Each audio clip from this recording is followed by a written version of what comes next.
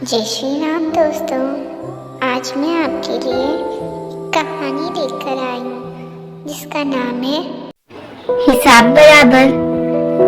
चीकू one के जंगल में हाथी दादा की दुकान पर जिराफ काका पहुँचे।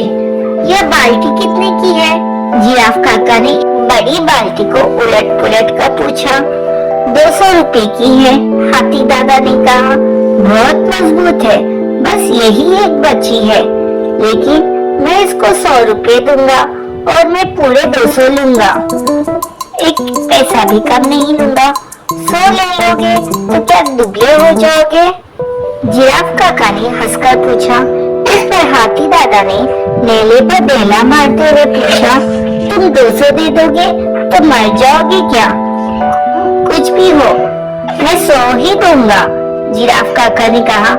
इस पर हाथी दादा ने कहा, ऐसा करो, तुम बाल्टी मुफ्त में ले जाओ, मेरी तरफ से उपहार समझ लो। बहुत बहुत धन्यवाद, कहकर जिराफ काका ने बाल्टी उठाई और चल पड़े। हाथी दादा को ऐसी उम्मीद न थी। उसने तो यह सोचकर उपहार में देने की बात कही थी कि उससे जिराफ काका को शर्म आएगी और वो पूरे पैसे देकर बाल्टी ले जाएगा। पर वो बाल्टी 200 रुपए में महंगी भी नहीं थी, वो बहुत सुंदर, बड़ी और मजबूत थी। अचानक जिराफ काका ठिठका और पीछे मुड़ा। उसने वापस आकर कहा, इतना बढ़िया उपहार तो कोई सच्चा मित्र ही देता है ना? वो तो है, हाथी दादा ने कहा। मुझे मित्र ही मानो, तब तो मेरी भी कुछ फर्ज है। मैं तुम्हें उपहार में कुछ देना चाहूँ तो मना तो नहीं करोगे? जिराफ काका ने कहा। हाथी दादा ने झिझला कर कहा, चलो, नहीं करूँगा मना। बस यह सुनते ही जिराफ ने उसके हाथ से 100 का नोट रखा और चलता बना। हाथी दादा बड़बड़ाया तो इसने बाल्टी 100 रुपए में ही खरीदी ली। एक सप्ताह बीत गया इस बात को। दोपहर का समय था। हाथी दादा दुकान में बैठा ऊँघ रहा था। नमस्ते हाथी दादा, किसी ने कहा तो हाथी दादा ने चौंक कर देखा। सामने जिराफ काकी खड़ी हुई थी। हमने आपसे जो बाल्टी खरीदी थी वो बहुत मजबूत निकली। हाथी दादा ने पूछा, जिराफ काका कैसे है, अच्छे है क्या? मुझे 10 किलो चीनी चाहिए, कितने की आएगी? जिराफ काकी ने पूछा। 400 रुपए की, हाथी दादा ने कहा। पर मैं तो 200 ही दूंगी। आप 200 भी रहने दीजिए, लाइए थैला दीजिए, कहकर हाथी दादा ने भीतर जाकर थैला भरा और कसकर बांध दिया। जिराफ काकी आज उसी तरह रुपए बचाना चाहती थी जिस तरह उस दिन जिराफ काका ने बचाए थे। थैला लेकर वो चल पड़ी तो हाथी दादा ने कहा, मैंने भीतर से मोटी और बढ़िया चीनी दी है, मेरी तरफ से उपहार समझे।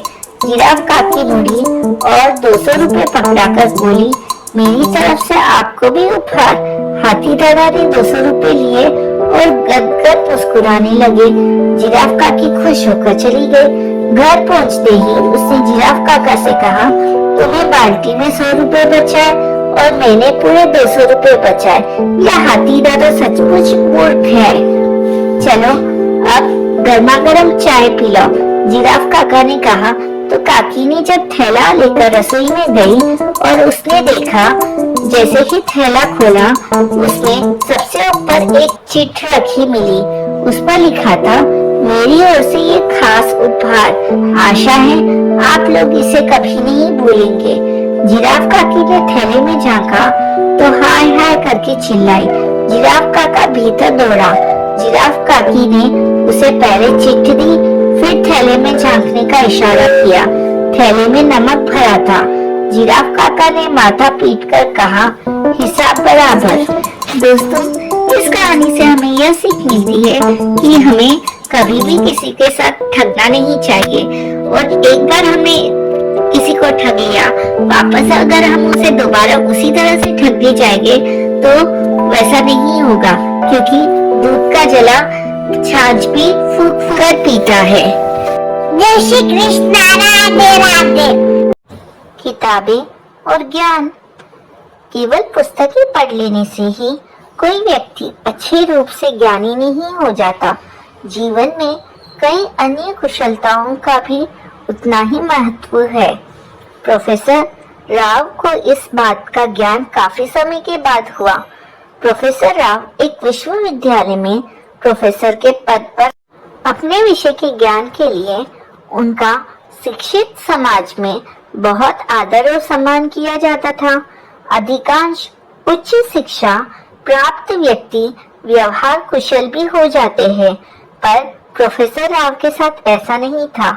वह हर उस व्यक्ति को जो उनसे कम पढ़ा लिखा हो, उसे वो निरादर की दृष्टि से देखते थे। नदी के तट पर आकर प्रोफेसर राव ने एक मल्लाह से पूछा कि वह उन्हें नदी के उस पार पहुंचा देगा। मल्लाह ने स्वीकृति दी, क्योंकि यही तो उसका रोजगार था। तुम्हारी नाव बहुत गंदी है, तुम्हें शायद किसी स्कूल में शिक्षा नहीं मिली, अन्यथा तुम सफाई का महत्व जानते होते। प्रोफेसर राव ने मल्लाह को भड़कते हुए कहा, नाव ठीक है, चालू है। मल्लाह ने उत्तर दिया। उत्तर से प्रोफेसर राव को बड़ी निराशा हुई।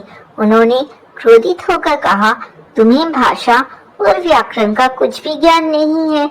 तुमने अपना आधा जीवन व्यर्थ ही बर्बाद कर दिया। मल्लाह चुपचाप नाव चलाता रहा। अचानक आकाश पर काले बादल घिर आए। तेज हवा के कारण नाव बुरी तरह हिलने लगी। तूफान आने वाला है, हो सकता है कि नाव डूब जाएगी। आशा है आपको तैरना आता होगा, मल्लाह ने प्रश्न किया। इस पर प्रोफेसर राव कहते हैं, नहीं, मुझे तैरना नहीं आता।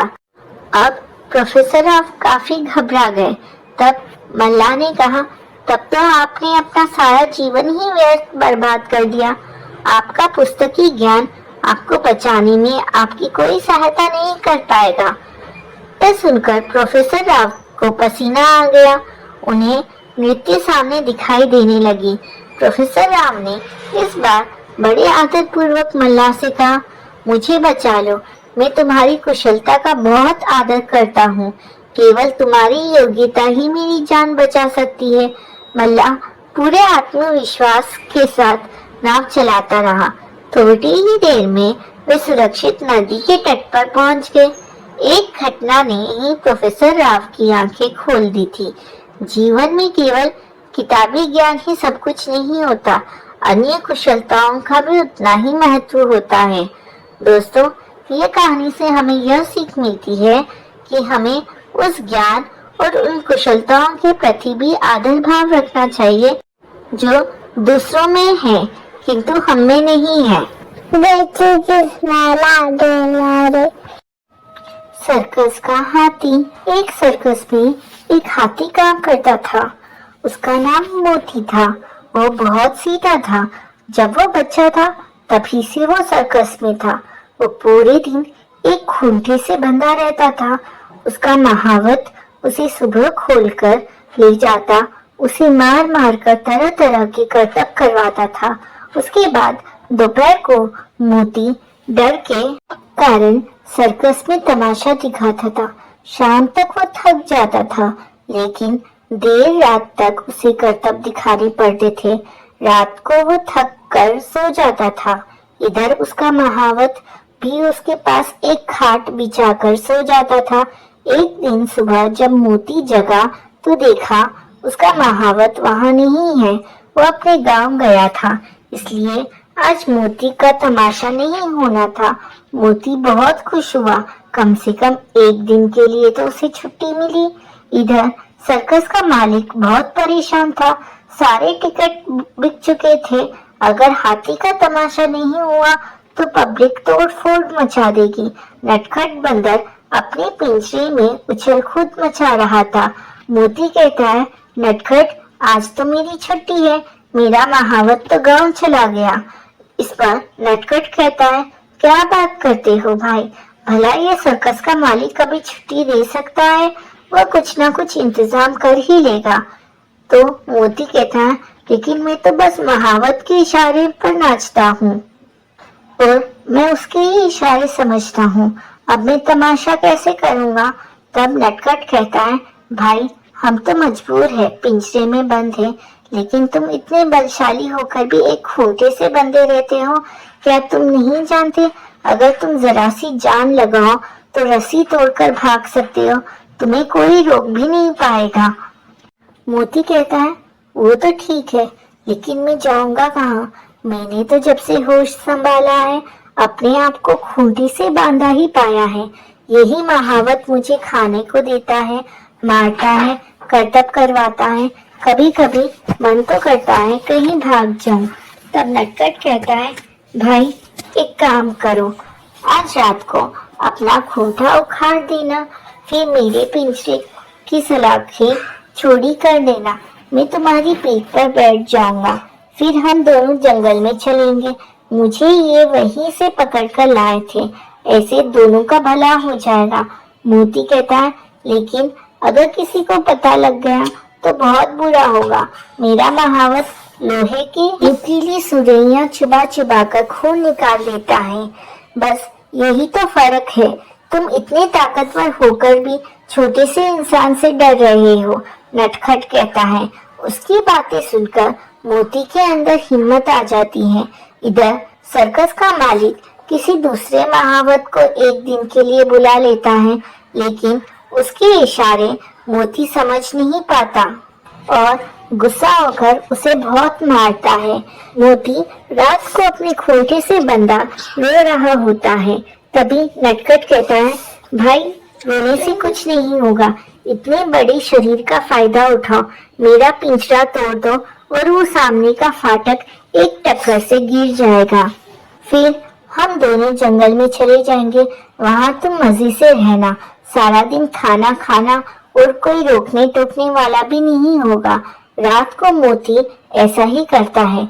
दोनों सर्कस से भागकर रात भर चलते रहते हैं और शहर से जंगल में पहुंच जाते हैं। वहां पहुंचकर मोती बहुत थक जाता है। वो एक पेड़ के नीचे आराम करने लगता है। नटखट बंदर भी उसी पेड़ की एक डाल पर आराम करने लगता है। सुबह दोनों एक दूसरे से विदा लेकर अलग अलग हो जाते हैं। मोती सारा दिन खाने की तलाश में घूमता रहता है। उसे जंगल की घास और फल अच्छे नहीं लगते। उसका महावत उसके लिए अलग अलग से खाना तैयार करके देता था। मोती को उसी की आदत लग गई थी। दोपहर के समय मोती पानी पीने नदी की ओर जाता है। वहाँ मगरमच्छ होते हैं जो मोती को खाने के लिए उसके पीछे लग जाते हैं। मोती किसी तरह भागकर अपनी जान बचाता है। इसी तरह शाम हो जाती है। वो थक कर एक पेड़ के नीचे आराम करने लगता है। तभी हाथियों का एक झुंड वहाँ पानी पीने आता है। मोती कहता है, भाइयों मैं भी तुम्हारा साथी हूँ, मुझे भी अपने झुंड में शामिल कर लो। तब एक हाथी कहता है, नहीं हम जंगल के हाथी हैं और तुम सर्कस के, तुम्हारा हमारा क्या मेल, हम तुम्हें अपने साथ रखेंगे। कोई मुसीबत आई तो तुम बचना भी नहीं जानते, तुम्हारे चक्कर में हम भी शिकारी की गोली का निशाना बन जाएंगे। यह सुनकर मोती उदास हो जाता है। वो अकेले पेड़ के नीचे बैठा रहता है। अगले दिन वो नटखट बंदर को ढूंढने निकल जाता है, लेकिन वो कहीं नहीं मिलता। इसी तरह 2 दिन बीत जाते हैं। मोती कमजोर होने लगता है क्योंकि जंगल का बेस्वाद खाना उसे अच्छा नहीं लग रहा था। एक दिन वो धीरे धीरे चलता हुआ सर्कस के गेट पर पहुंच जाता है।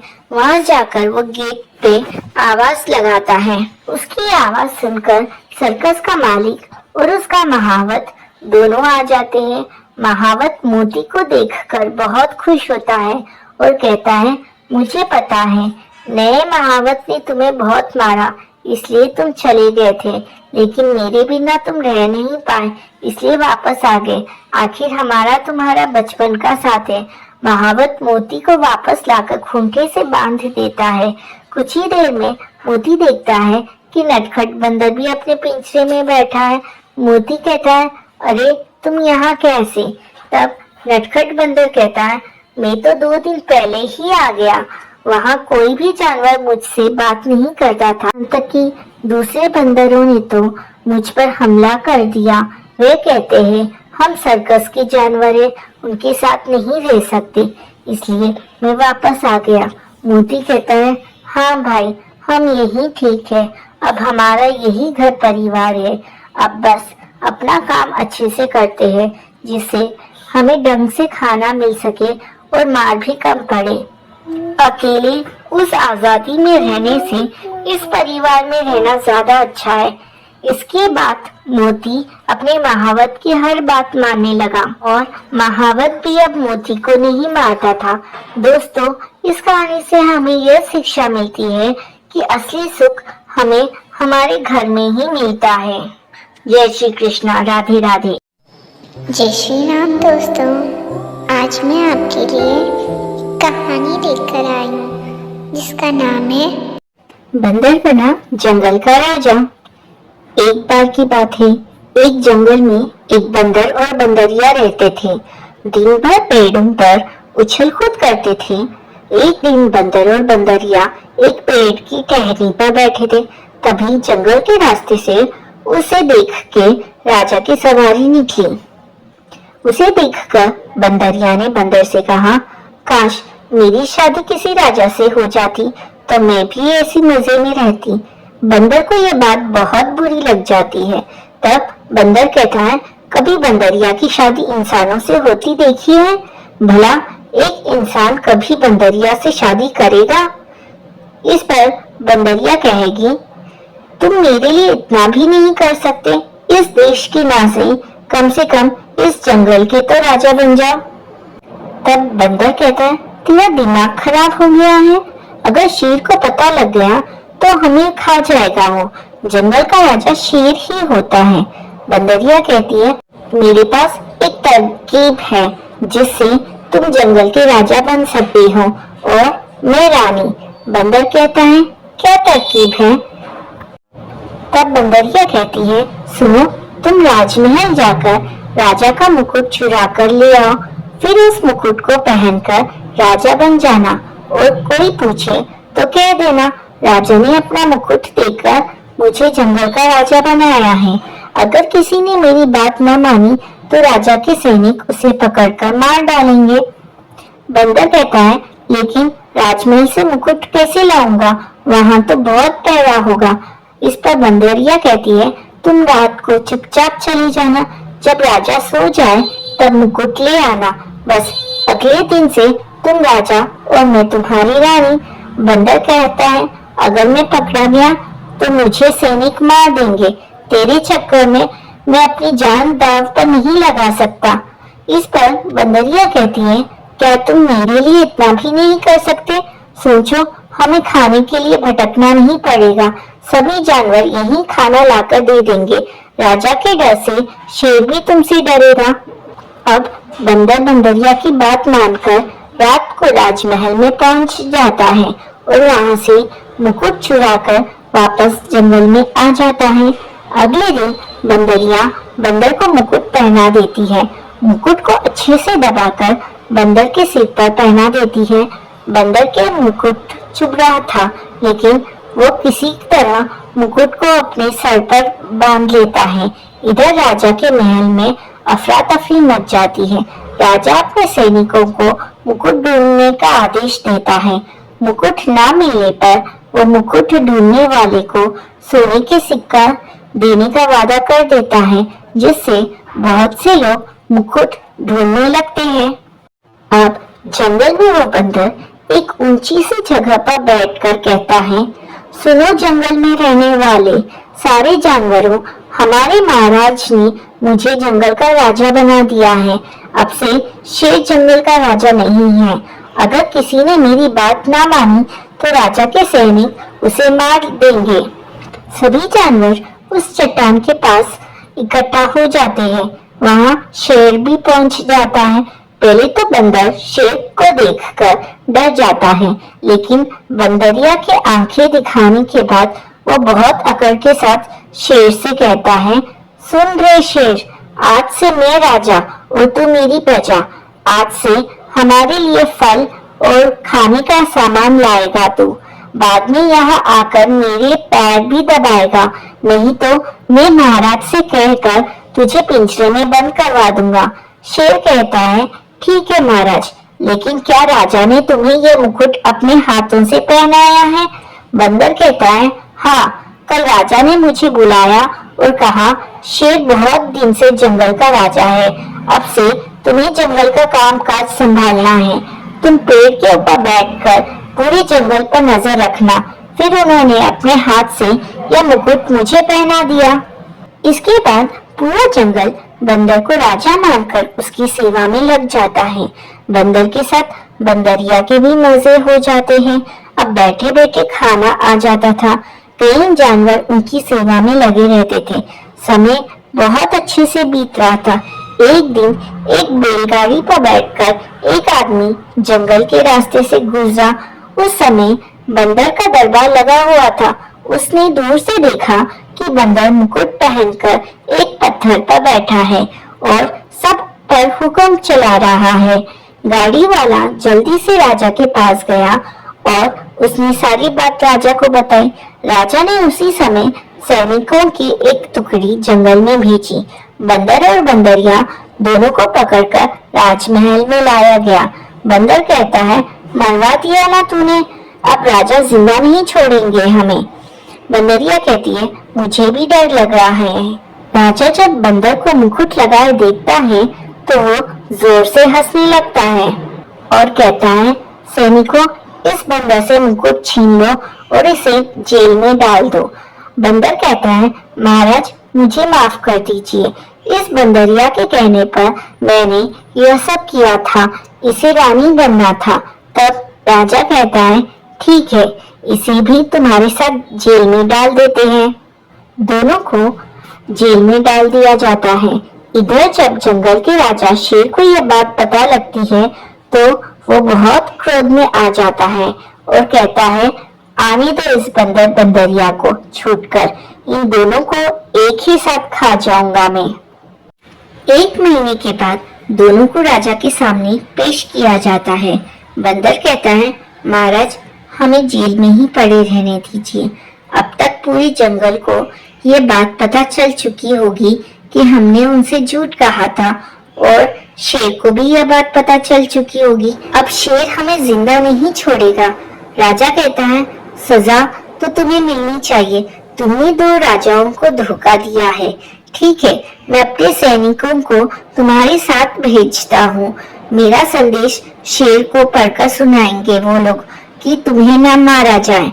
बंदर बंदरिया सैनिकों के साथ जंगल में पहुंच जाते हैं। सैनिक शेर को राजा का संदेश दे देते हैं। उसमें लिखा था कि इन बंदर बंदरिया को मारा न जाए, बाकी जो सजा दोगे वो इन्हें दे सकते हैं। शेर कहता है, ठीक है, आज से पूरे जंगल में सबके खाने का प्रबंध तुम दोनों करोगे। अगर जंगल का कोई जानवर भूखा रहा तो तुम्हारी खैर नहीं। अब बंदर बंदरिया जंगल में जहां भी जाते सब उनका एक दिन का महाराज के का मजाक उड़ाते थे। दोस्तों, इस कहानी से हमें यह सीख मिलती है कि किसी की नकल करने से अच्छा अपनी असल जिंदगी जियो। जय श्री कृष्णा, राधे राधे। चतुर बंदर और गधा भोलू की मस्ती। चंपकपुर जंगल में जानवरों की मस्ती का कोई जवाब नहीं था। यहाँ के जानवर हंसी खुशी अपना जीवन बिताते थे। जंगल के 2 सबसे मजेदार साथी थे, मोंटी बंदर और भोलू गधा। मोंटी अपनी चतुराई और मजाकिया हरकतों के लिए मशहूर था। वहीं भोलू अपनी भोली भाली बातें और अजीब आदतों के लिए। एक दिन मोंटी ने सोचा, चलो आज भोलू को एक मजेदार सबक सिखाया जाए। उसने जंगल के बीच एक पुरानी घंटी देखी। मोंटी ने भोलू से कहा, भोलू भाई, यह घंटी जादुई है। इसे पहनने से तुम सबसे तेज दौड़ने वाले गधे बन जाओगे। भोलू ने आश्चर्य से पूछा, सच? क्या मैं जंगल का सबसे तेज जानवर बन जाऊंगा? इस पर मोंटी ने सिर हिलाते हुए कहा, बिल्कुल, लेकिन शर्त यह है कि घंटी को बजाकर अभ्यास करना होगा। भोलू ने घंटी को खुशी खुशी गले में बांध लिया और जोर जोर से बजाने लगा। जंगल में घंटी की आवाज गूंजने लगी। सभी जानवर शोर सुनकर इकट्ठा हो गए। भोलू ने गर्व से कहा, अब मैं सबसे तेज गधा बन जाऊंगा। सभी जानवर भोलू की बात सुनकर हंसने लगे। लोमड़ी टीना ने कहा, भोलू, तेज दौड़ने के लिए घंटी नहीं, मेहनत और अभ्यास चाहिए। मोंटी ने भोलू को रोकते हुए कहा, भोलू भाई, यह सब मजाक था, घंटी जादुई नहीं थी।